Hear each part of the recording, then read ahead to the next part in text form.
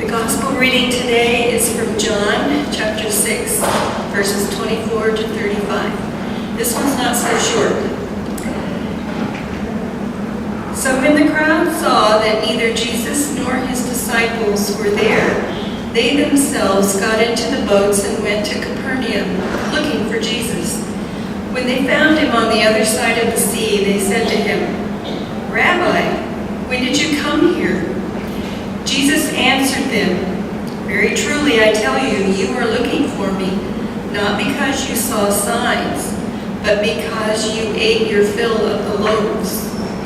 Do not work for the food that perishes, but for the food that endures for eternal life, which the Son of Man will give you.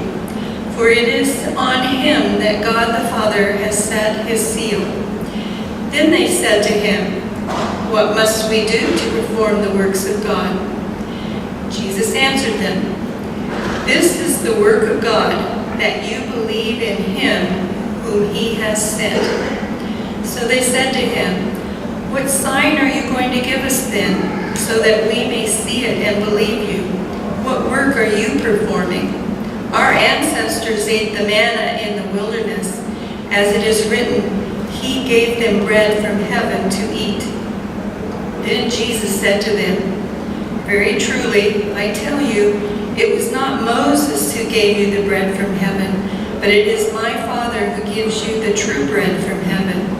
For the bread of God is that which comes down from heaven and gives life to the world." They said to him, "Sir, give us this bread always." Jesus said to them, "I am the bread of life. Whoever comes to me will never be hungry, and whoever believes in me will never be thirsty." The word of the Lord. Back a few years after I was born, which is a long time ago, and it seems to be getting longer every day, there was a game show that started. It was on CBS, I believe. Of course, this was the very early days of television, which was mostly game shows and variety shows. And some of you will recognize the name of this game show immediately. It was called What's My Line? What's My Line? Which I think is actually still on in some form on the game show channel. And I love this game. I love this game. When I was a kid growing up watching it, even as an adult, if there were reruns, I'd watch it today. And if you know how the game is played, it has a celebrity panel, 4 celebrities, the host, and then a guest. Someone would come in, and they would sit down, and then the celebrities would ask them questions. And by getting the answers, usually yes or no answers, they would try to guess what was unique about that person, what they did. And that was the way they won. Or the way, it was just kind of a fun game. But my favorite part happened one time during the game, always at the end, when they brought in a secret guest. And the host would ask the guest to sign in, because usually it was someone that the panel would recognize by voice or sight. So they blindfolded the panel. And they did not allow the guest to speak unless they used like a really high-pitched or kind of silly voice to answer the questions. And then, of course, the assumption about the whole thing was that the secret guest would be someone the panel would immediately recognize if they weren't blindfolded. So they tried to shut them off from knowing who it was in every way. Then they would go through the questions. And if it was a comedian, sometimes that was on, it would be very, very funny. Very, very funny. It was a lot of fun. I always liked the secret guest. That was my favorite part of that show. In the book of John, and as we see in the other Gospels, many people in Israel were blindfolded as to who Jesus really was. They had no idea who he was and what he was about. Even his closest followers weren't sure. They were always kept off balance, wondering who this person really is. Is it a rabbi? Is it a prophet? Is he a prophet? Or is he something more than that? But even though many of the crowd, many of the people that were around Jesus might have been blinded to who he was, They were certainly not confused at all about what they wanted from him. And they let him know that all the time. And that is especially true. The story that Jan just read to us of the Gospel of John. In fact, it is a story where people are insistent, persistent, perhaps even harassing a bit in what they want from Jesus. The story actually begins a little bit more than the verses that Jan read. It begins with the story of Jesus feeding the 5,000 with the loaves and the fishes. An incredible miracle. As you know, it's in all the Gospels. And in John, it's very interesting that as soon as Jesus does this, the crowd begins to look for him to find him wherever he goes. Well, the reason is obvious, isn't it? I mean, Jesus represented to them free food. And I think about what life was like back then. Just about every day, from sunrise to sunset and afterwards, was nothing more than a quest for survival. For most people, they did not have time to sit around and think about other things. They had to try to get food, shelter, basic clothing, and they had to work to keep it. And it was very difficult. And a lot of people never had enough to eat. You know that for a fact.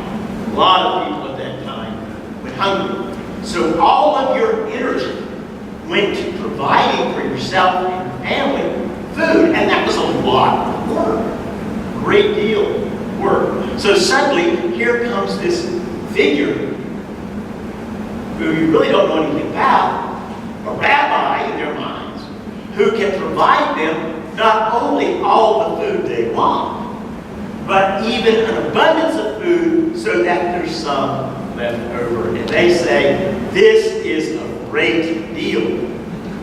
Let's get him to do this one again. Which, of course, is natural. It is exactly what any one of us would do.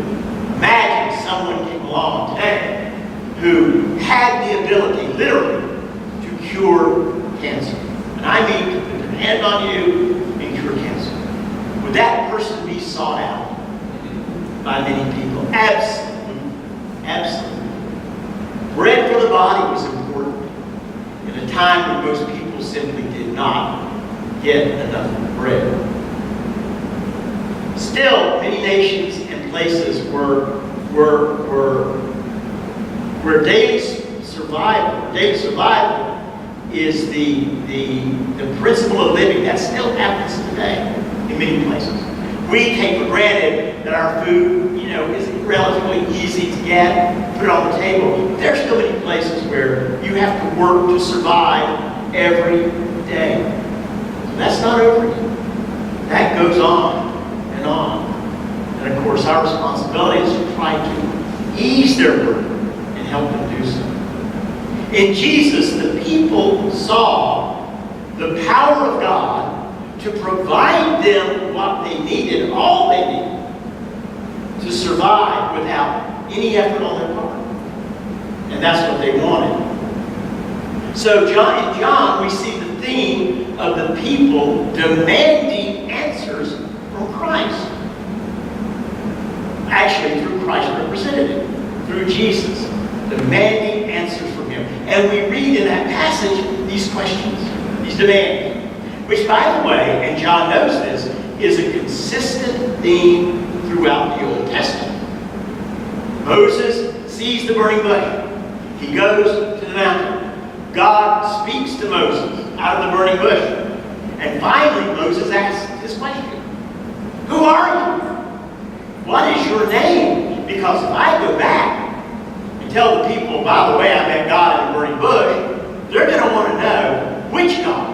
What is your name? And you will remember that the answer wasn't exactly a satisfactory answer for the people. It was simply, I am, in the Hebrew, Yahweh. I am. What kind of answer is that?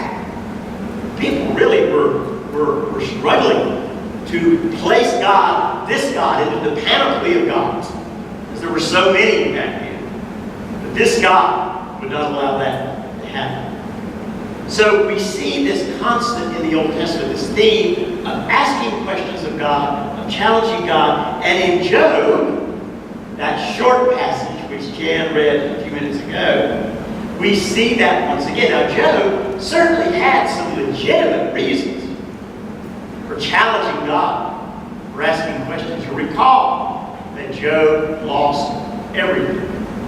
His wife, his children, his wealth, everything that he had, his health as well, until he was left literally with nothing but the 3 friends who were hanging around, criticizing him for not figuring out what God wanted from him, and a wife who said to him, just curse God and die. No. Job would do that, but he wanted an answer first. He demanded one, and he had a legitimate answer. And what I love about Job is the ending. When, surprise, God appears in a whirlwind. And you would think right then Job was going to lay out the case. But what's amazing about that passage is that Job says nothing for a long time. Then the Lord answered Job. The Lord gave an answer out of the whirlwind. And he answered, God answered with a question. Who is this that darkens counsel by words without knowledge? Gird up your loins like a man. I will question you, and you shall declare to me. And then God goes through, and I didn't want you to have to read all this, because it goes through chapters and chapters. Where were you, Job, when I created the universe? Where were you? Da, da, da, da. And God goes on and on and on. And at the end, Job goes, you're right. Okay, I'm happy. I've seen you. I'm satisfied. It's a great story. But it is a theme. Who are you to question me, God says. But we want to question God. We know who we are. We know what we want, we think. And we are not afraid to even worry about asking God, what are you doing? What are you doing in this world? What are you doing to me? In this story from John, the people ask Jesus several questions. Questions to which Jesus responds, not in the way that they would expect a rabbi to respond. Because they were looking at Jesus clearly as a teacher, a great teacher. But Jesus doesn't respond like a teacher would respond. Well, that's one of the questions they asked, the first question. Rabbi, when did you come here? Now we can try to translate that as a kind of a question of when did the Messiah arrive, but it's really a very practical question because they're looking. Jesus has gotten away from them after feeding them, and now they want to find him to get some more food, right? So they ask, hey, how did you get away from us? When did you come here? How did you get to this place? We want to know your schedule. It's right there. We want to know your schedule so we can follow you around when you make more food. We'll be ready. We'll be ready for that. And the essence of Jesus' reply to that question, Rabbi, when did you come here, is not the answer they wanted. Essentially, this is what Jesus says. You are asking the wrong question.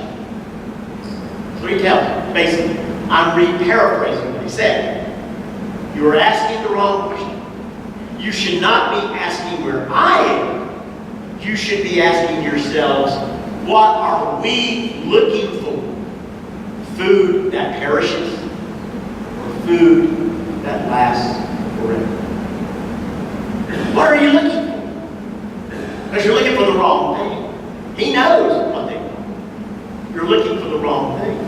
Shouldn't you be looking for something greater than food that perishes, just like you will perish one day? Of course, the crowd did not accept that answer because it didn't get them anywhere near bread and fish. They didn't like that answer. So, not getting the answer seeking, the crowd then asked Jesus another question. What must we do to perform the works of God? Now let's really look at what they're asking. Basically, since you will not give us the bread and the fish, how can we make it the way you did? How can we perform this mighty work that feeds us so nicely, that helps us to survive so wonderfully, and we don't even have to expend any energy in doing so? What they are looking for is a religious answer from a religious leader, because that was what they were used to. They were expecting Jesus to say, well, here's what you do. A, B, C, D, E. Like stereo instructions, right? A, B, C, D, and E, and voila, you too can create loaves and fishes. That's the way their religion treated them. That's the way a lot of religions work. That's the way Christianity works sometimes, right? We'll just give you the answer. You don't worry about the rest, okay? We have all the answers that you need. Come and just, give your total allegiance to us and all your money. Get all the answers that you want. But Jesus' answer to that question, what must we do to perform the works of God, implies another question. Do you know what it even means to believe? Yes. Do you even know what it means to believe as opposed to works? This is what he says. It is my Father who gives you the true bread from heaven. My Father, true bread. For the bread of God is that which comes down from heaven and gives life to the world. I mean, through the prophets, and as we read throughout Hebrew Scripture, God gave the people what they needed to exist. In the wilderness, God gave them the manna, the bread to eat. God gave them a land in which to live. God gave them a law as a means of understanding their relationship with God. God gave them a king and a political structure. God gave them the means to exist, the basics. But in Jesus, God gave the people the meaning of their existence, the reason for their life. In fact, through Jesus, God gave the people a new life to live out, to give meaning to the world. Meaning for them, meaning for the world. Not just survival, not just existence. It is my Father who gives you the true bread, which comes down from heaven and gives life to the world. Well, that didn't answer the question. They're not getting anywhere near the loaves and the fishes. So finally, they ask one more. It's not really a question. They make a demand. One final demand. Give us this bread always. Now we assume that he's talking about this bread that comes down from heaven. But I think it's a little bit of they're still associating what Jesus did with their need. So give us this bread always. Let this be a sign to us. It is a demand grounded in survival, not grounded in meaning or purpose. And we can understand that. Because so many times life can feel so meaningless. Even when we find answers to everyday living. Sometimes we find what we're looking for. Well, help, a solution to a problem. You can name 100 things, a million things that we get answers for every day in life. But still, life can feel meaningless, even in the midst of that. And we know that. And we see people every day in this world who give up on life because with all that they have, it's still meaningless to them. We want loaves and But what we need, right, is meaning. Henry Nouwen wrote these words. Think about this. When we honestly ask ourselves which person in our lives means the most to us, we often find that it is those who, instead of giving advice or solution or cures, have chosen rather to share our pain and touch our wounds with a warm and tender hand. The friend can be silent with us in a moment of despair or confusion.